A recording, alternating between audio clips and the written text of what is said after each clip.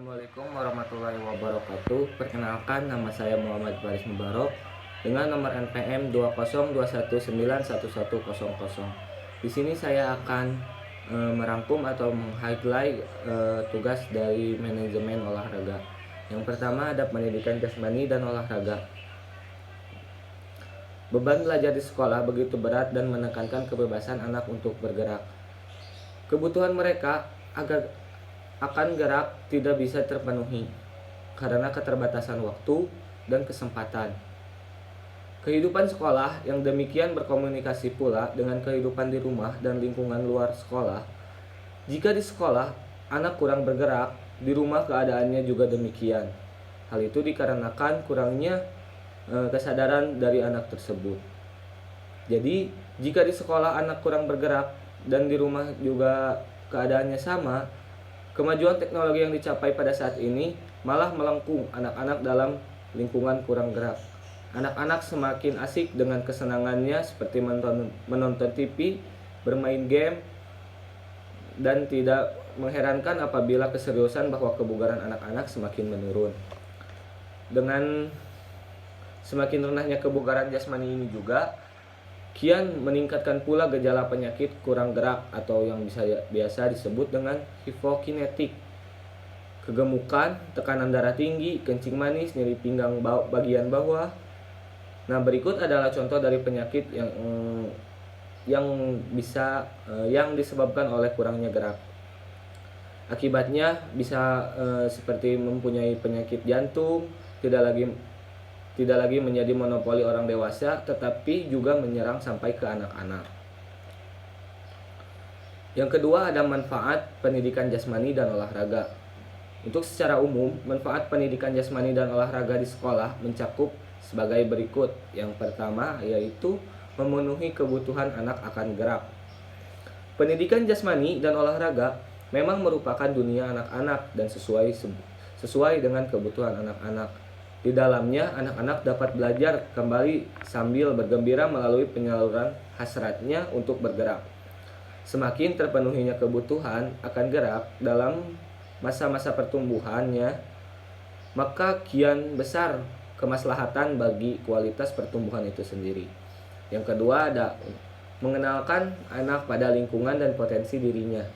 Pendidikan jasmani dan olahraga juga adalah waktu untuk berbuat. Anak-anak akan lebih mudah untuk berbuat sesuatu daripada hanya harus melihat atau mendengarkan orang lain. Ketika orang lain merasa dirinya sedang belajar, suasana kebebasan yang ditawarkan di lapangan atau di dalam gedung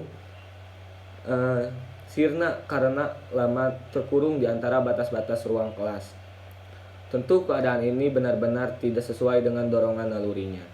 Nah, yang ketiga ada menanamkan dasar keterampilan yang berguna.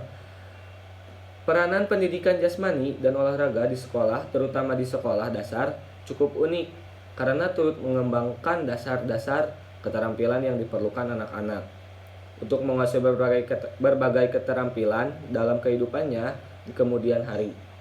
Menurut para ahli, pola pertumbuhan anak usia sekolah hingga menjelang akhir balik atau remaja disebut pola pertumbuhan yang lambat. Pola ini merupakan kebaikan dari pola pertumbuhan yang cepat yang dialami anak-anak ketika mereka baru lahir hingga usia 5 tahunan. Dalam hal ini, berlaku adil ketika memasuki masa pertumbuhan cepat, kemampuan untuk mempelajari keterampilan-keterampilan baru berjalan dengan lambat. Sebaliknya, dalam masa pertumbuhan yang lambat, kemampuan untuk mempelajari keterampilan semakin meningkat. Nah, yang keempat ada menyalurkan energi yang berlebihan. Anak adalah makhluk yang sedang berada dalam masa kelebihan energi. Kelebihan energi inilah yang perlu disalurkan agar tidak mengganggu keseimbangan dan perilaku juga mental anak. Setelah kembalinya keseimbangan dirinya karena istirahat, anak akan kembali memperbaharui dan memulihkan kembali energinya secara optimal. Yang kelima, ada merupakan proses pendidikan serempak baik fisik, mental maupun emosional. Pendidikan jasmani dan olahraga yang benar akan memberikan keseluruhan hasilnya. Hasil nyata yang diperoleh dari pendidikan jasmani dan olahraga adalah perkembangan lengkap, meliputi aspek fisik, mental, emosional, dan moral. Tidak salah jika para ahli percaya bahwa pendidikan jasmani dan olahraga merupakan wahana yang paling tepat untuk membentuk manusia seutuhnya. Selanjutnya ada dasar pemikiran dalam pendidikan jasmani dan olahraga. Pendidikan jasmani dan olahraga merupakan suatu bagian yang tidak terpisahkan dari pendidikan umum. Lewat programnya ini, pendidikan jasmani dan olahraga dapat diupayakan peranan pendidikan jasmani dan olahraga untuk mengembangkan kepribadian individu. Tanpa pendidikan jasmani dan olahraga, proses pendidikan tidak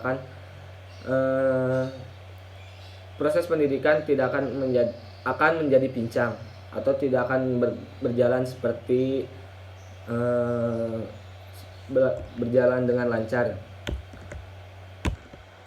Ada 3 hal yang penting yang bisa menjadi sumbangan unik untuk pendidikan jasmani dan olahraga, yaitu yang pertama adalah meningkatkan kebugaran jasmani dan kesehatan siswa. Yang kedua, meningkatkan terkuasainya keterampilan fisik yang kaya, dan serta yang terakhir ada meningkatkan pengertian siswa dalam prinsip-prinsip gerak serta bagaimana menerapkan dalam praktek. Lalu selanjutnya adalah landasan ilmiah pelaksanaan pendidikan jasmani dan olahraga. Yang pertama ada landasan biologis dan pendidikan jasmani.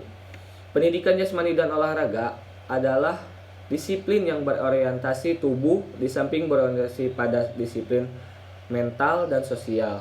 Guru pendidikan jasmani dan olahraga karenanya harus memiliki penguasaan yang kokoh terhadap fungsi fisikal dan dari tubuh untuk memahami secara baik. Pemanfaatannya ini yaitu dalam kegiatan pendidikan jasmani dan olahraga, khususnya dalam masa modern dewasa saat ini. Ketika pendidikan gerak dipandang teramat penting,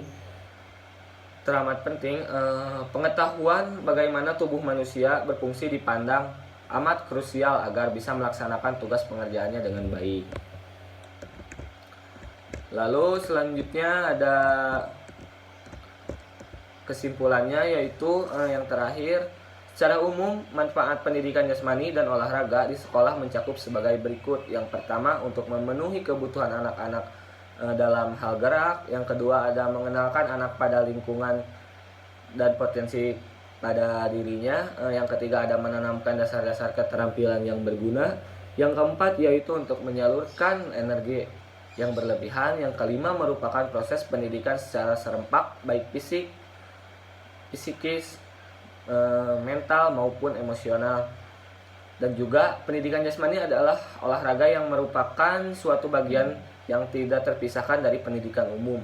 Lewat program pendidikan jasmani dan olahraga dapat diupayakan peranan pendidikan jasmani dan olahraga untuk mengembangkan kepribadian individu. Sekian yang bisa saya sampaikan. Mohon maaf bila ada kesalahan. Wassalamualaikum warahmatullahi wabarakatuh.